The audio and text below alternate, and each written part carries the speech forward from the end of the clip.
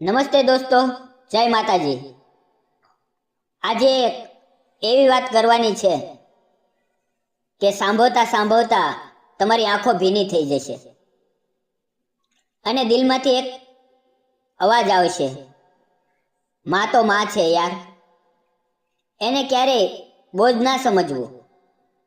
આ વાત છે એક નાનકડા ગામની, એક વિધવા માની અને એના 3 દીકરાઓની, જેમણે માની જગ્યાએ પોતાના સપના પસંદ કર્યા અને જિંદગીએ એમને એવી સજા આપી કે આજે એ લોકો પોતે જ બોજ બનીને જીવે છે। ગામનું નામ હતું રામપુરા। રાજકોટ શહેરની પાસે એક એવું ગામ જ્યાં ન પાકી રસ્તા હતા, ન સારું હોસ્પિટલ, ન સ્કૂલ, ફક્ત ધો ભરેલા રસ્તા અને તૂટેલા મકાનો। એ જ ગામમાં રહેતી હતી કમલાબેન, એક વિધવા માતા। પતિ રમેશભાઈનું અવસાન થયું ત્યારે મોટો દીકરો વિકાસ 15 વર્ષનો, વચ્ચેનો નિખિલ 12 વર્ષનો અને સૌથી નાનો રાહુલ માત્ર 10 વર્ષનો। પતિએ જતા જતા એક જૂનું મકાન, થોડી જમીન અને એક વીમા પોલિસી છોડી હતી। ચેક આવ્યો 50 લાખ રૂપિયાનો। કમલાબેન એ ચેક હાથમાં લઈને રડી પડ્યા। તમારા પપ્પા જતા જતા પણ તમારા માટે બધું જ છોડી ગયા। આ પૈસા તમારી જિંદગી સુધારવા માટે છે। પણ દીકરાઓના દિલમાં એ વાત ન ઉતરી। મોટો વિકાસ બોલ્યો, આમાં શું મોટી વાત છે માં? દરેક પિતા પોતાના બાળકો માટે કંઈક છોડે જ છે। કમલાબેનનું દિલ એકદમ તૂટી ગયું, પણ તેણે ચૂપ રહીને ચેક તકિયા નીચે મૂકી દીધો। હવે વર્ષો વીત્યા, દીકરાઓ મોટા થયા, નાનો મોટો વેપાર કરવા લાગ્યા, પણ દિલમાં શહેરના સપના પડ્યા હતા। ગામનું જૂનું મકાન એમને બોજ લાગવા લાગ્યું।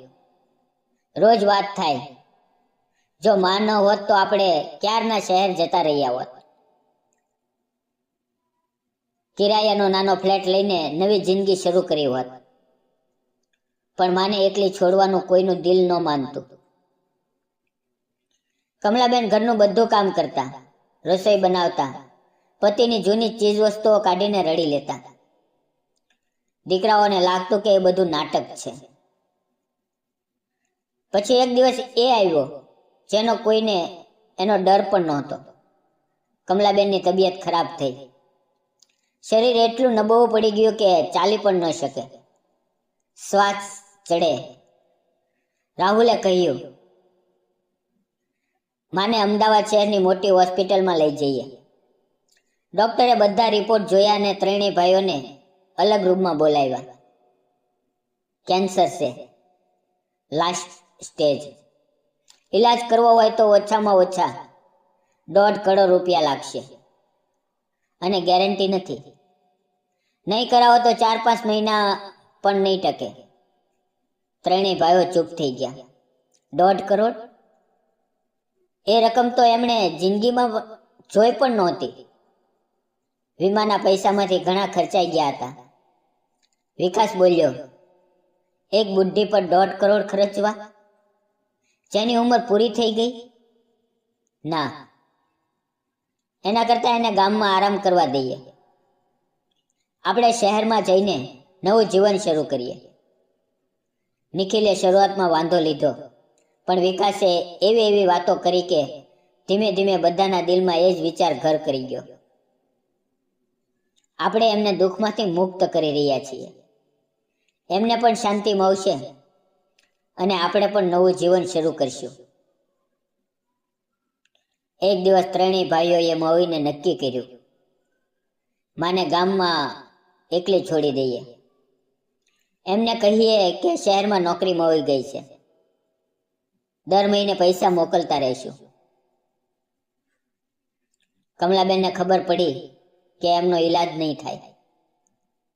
એમણે ચૂપચાપ આંસુ પી લીધા અને દીકરાઓને આશીર્વાદ આપ્યા, જા બેટા, ખૂબ આગળ વધજે, મને તો હવે આરામ જોઈએ અને એમ ત્રણેય ભાઈઓએ માને બીમાર હાલતમાં એકલી છોડી દીધી. ઘરમાં તાળું માર્યું અને શહેર ભાગી ગયા. શરૂઆતના દિવસોમાં દિલ ભારે રહેતું. રાત્રે માનો ચહેરો યાદ આવતો, પણ શહેરની ચમક દમકે ધીમે ધીમે બધું ભૂલાવી દીધું.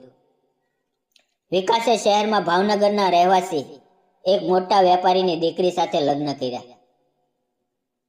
એ જ વેપારીની બે નાની દીકરીઓ પણ હતી. થોડા સમયમાં નિખિલ અને રાહુલે એ જ ઘરમાં લગ્ન કરી લીધા. સસરાના પૈસાથી ત્રણેયે કપડાનો મોટો વેપાર શરૂ કર્યો. નાની દુકાનથી લઈને ગોડાઉન, પછી હોલસેલ. 2 જ વર્ષમાં ત્રણેય કરોડપતિ બની ગયા. બંગલો, ગાડીઓ, બેંક બેલેન્સ. લાગવા લાગ્યું કે જાણે માનો બોજ ઉતરતા જ કિસ્મત ચમકી ગઈ. પણ દોસ્તો, કિસ્મત ક્યારેય એક સરખી નથી રહેતી. પછી એક મુસીબત આવવા લાગી. જે બંગલામાં રહેતા હતા એ કોઈ દૂરના સંબંધીનો હતો. એ અમેરિકાથી પાછો આવ્યો. કોર્ટ કેસ થયો, બંગલો છોડવો પડ્યો. વેપારમાં નુકસાન, ગોડાઉન બંધ, દુકાનો ખાલી. ભાઈઓ વચ્ચે ઝઘડા. પત્નીઓએ તાના મારવાનું શરૂ કર્યું. છેવટે એક રાતે વિકાસ બોલ્યો, લાગે છે માની બદદુઆ લાગી ગઈ. આખરે નક્કી કર્યું કે ગામની જમીન અને જૂનું મકાન વેચી નાખીએ. જેમ હોય એમાંથી ફરી શરૂઆત કરીએ. એક જૂની જીપ ભાડે કરી પત્ની બાળકો સાથે ગામ તરફ નીકળ્યા. રસ્તામાં વાતો કરતા કરતા હસવા લાગ્યા. એ જૂનું મકાન તો હવે પૂરેપૂરું તૂટી ગયું છે. કોઈકને થોડા પૈસા આપીને સાફ કરાવશું. જમીનની કિંમત તો હવે ઘણી વધી ગઈ છે. ગામડે પહોંચ્યા, પણ જે જોયું એ જોઈને ત્રણેયના હોશ ઉડી ગયા. જૂના ઓસરીવાળા મકાનની જગ્યાએ એક ભવ્ય 3 માળની હવેલી ઊભી હતી. આંગણું સાફ કરેલું હતું, ચણતર કરેલું હતું, ફૂલોના છોડ, ઝૂલો અને વચ્ચે એક ચમકતી સંગેમરમરની કબર.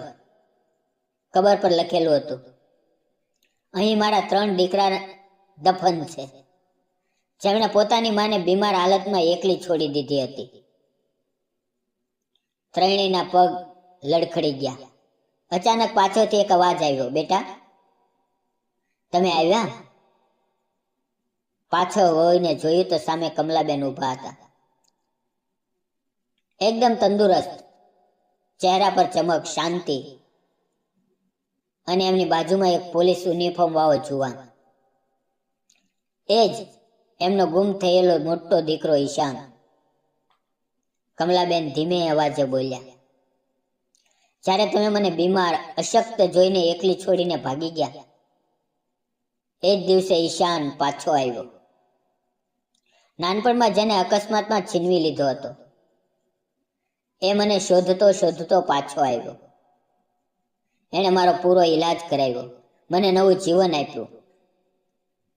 મેં મારી પૂરી જમીન, આ મકાન, બધું જ ઈશાનના નામે કરી દીધું છે.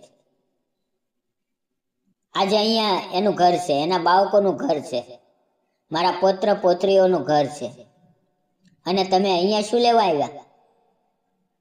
વિકાસ ગુસ્સામાં બોલ્યો, આ તો અમારી જમીન છે, અમારો હક છે. કમલાબેને એક જોરદાર થપ્પડ મારી અને કહ્યું, જે દીકરો પોતાની માને બીમાર હાલતમાં એકલી છોડી દે એનો કોઈ હક નથી. પિતાનું ઘર એ હોય જ્યાં દીકરા માને બચાવે, નહીં કે છોડી દે. ઈશાને આગળ વધીને કહ્યું, જો પોલીસ બોલાવી તો જેલ જવું પડશે. માએ તમને માફ કરી દીધા એટલે જ છોડી દીધા. બસ હવે જાઓ. ત્રણેય ભાઈઓ રડતા વિખલતા પાછા ફર્યા. આજે શહેરમાં નાનકડા ભાડાના મકાનમાં મજૂરી કરીને જીવે છે. પત્નીઓ તાના મારે છે, બાળકો સવાલ કરે છે, પણ એમને ખબર છે કે એમની આ હાલત એમણે જ પોતાના હાથે બનાવી છે. જે દિવસે માને એકલી છોડી એ જ દિવસે એમની કિસ્મત પણ એકલી પડી ગઈ. દોસ્તો, મા બાપના પગ નીચે જન્નત છે, એ વાત સાચી છે. જેમણે માને સમય આપ્યો એની જિંદગી મહેલ બની, અને જેણે માને બોજ સમજી એમની જિંદગી બોજ બની ગઈ. મિત્રો, આજે જ વચન લ્યો, પોતાના મા બાપને ક્યારે એકલા નહીં છોડવા. ભલે દુનિયા પૂરી મળે, પણ માની દુઆ ન મળે ને તો બધું વ્યર્થ છે. મિત્રો, વિડીયો પસંદ આવ્યો હોય તો લાઈક કરજો.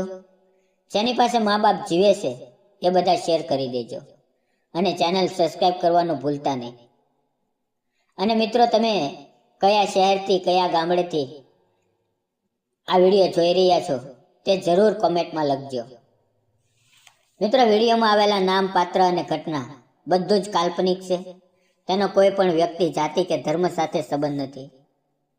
વિડીયો પૂરો જોવા બદલ ધન્યવાદ. ફરી મળીએ નવી વાત સાથે. ત્યાં સુધી જય માતાજી મિત્રો.